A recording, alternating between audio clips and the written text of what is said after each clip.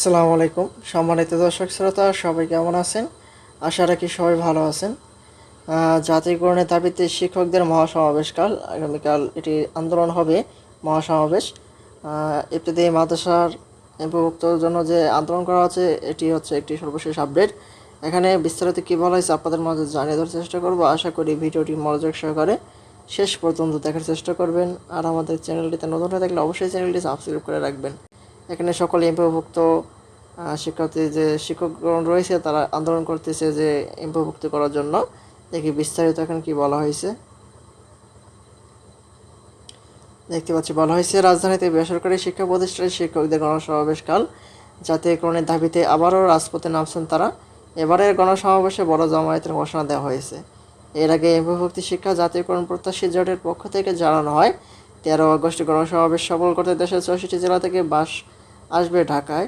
প্রত্যেক জেলা থেকে অন্তত একটি বাস কনফার্ম করতে হবে। এমনকি কোনো কোনো উপজেলা থেকে 8-10টি বাসের প্রস্তুতি নেওয়া হয়েছে বলেও দাবি করা হয়েছে। এমপিওভুক্ত শিক্ষা জাতীয়করণ প্রত্যাশী জোটের সদস্য সচিব অধ্যক্ষ দেলোয়ার হোসেন আজিজি গণমাধ্যমকে বলেন, প্রস্তুতি জোরসোরে চলছে, শিক্ষকদের মধ্যে ব্যাপক সাড়া পাওয়া যাচ্ছে। 13 আগস্টের সমাবেশে অতীতের সব রেকর্ডে ছাড়িয়ে যাবে। জাতীয়করণের দাবি আদায়ের সমাবেশ সফল করতে প্রতিটি বিভাগে 8 জন করে সমন্বয়কের দায়িত্ব দেওয়া হয়েছে।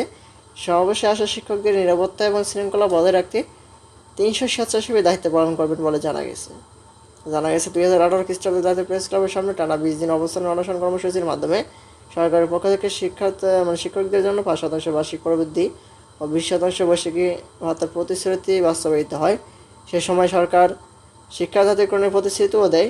বৈষম্য নিরসনের বিষয়ে আলোচনা হয় এবং 2024-25 অর্থ বছরে উৎসব ভাতা 25% বৃদ্ধি ও পরবর্তী বাজেটে বাড়ি ভাড়া, চিকিৎসা ভাতা বৃদ্ধি সহ শান্তি বিনোদন ভাতা কার্যকরের ঘোষণা দেন তিনি।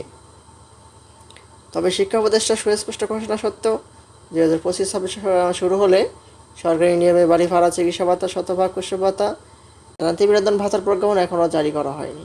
এই অবস্থায় দাবি আদায়ে আবারও রাজপথে নামার ঘোষণা দিয়েছেন শিক্ষকরা। 13 আগস্ট সরকারের পক্ষ থেকে দাবি আদায় সুস্পষ্ট ঘোষণা না দিলে পরবর্তীতে আরও কঠোর কর্মসূচি পালনের ঘোষণা দেওয়া হবে বলে সমাবেশ থেকে জানানো হয়।